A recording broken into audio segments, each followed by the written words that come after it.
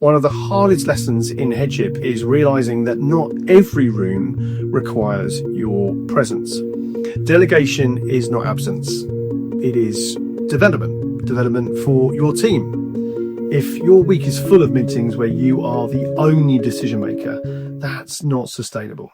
This is Headship After Hours, the space for conversations school leaders rarely get to have during the day. Not the polished answers, not the official lines, just honest reflection on the weight of leadership, the things that keep you awake, and how to lead without losing yourself in the process.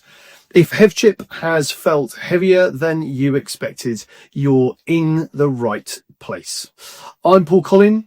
Let's talk. I want to get practical today because reflection is important, but at some point we have to change something in the diary.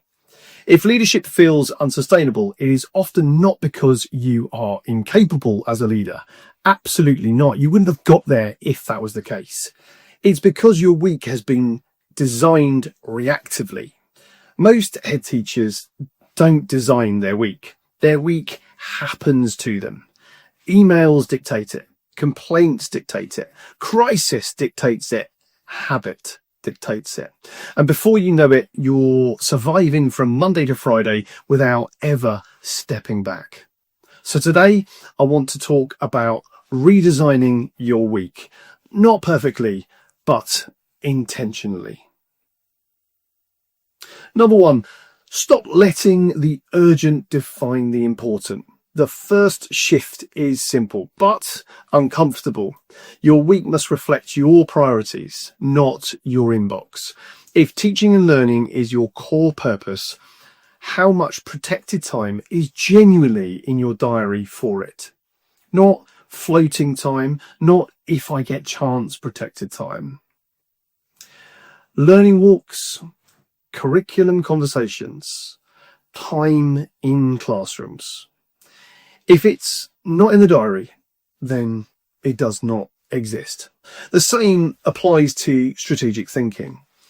When was the last time you had 30 uninterrupted minutes just to think, to sit there, to not answer emails, not to respond, but just to pause, to think?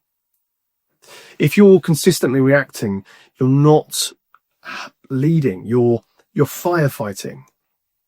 Redesigning your week means deliberately blocking space for what matters most and defining it.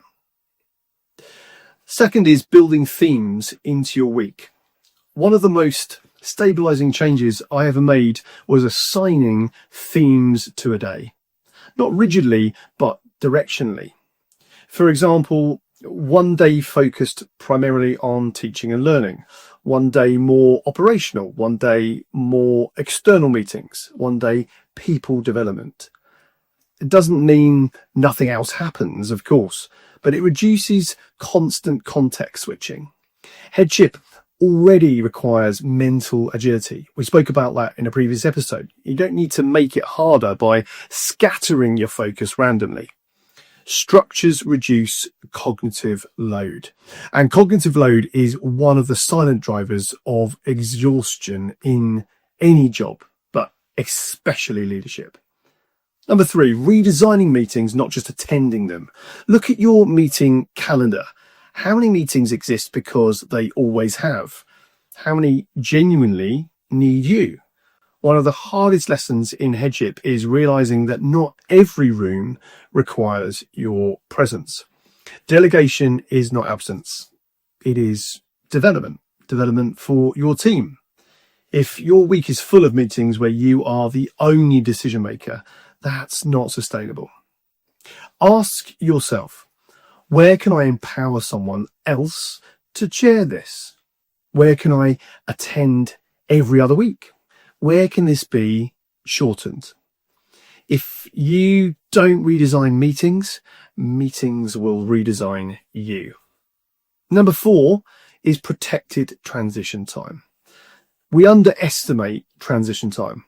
5 minutes between meetings, 10 minutes to decompress after a really difficult conversation.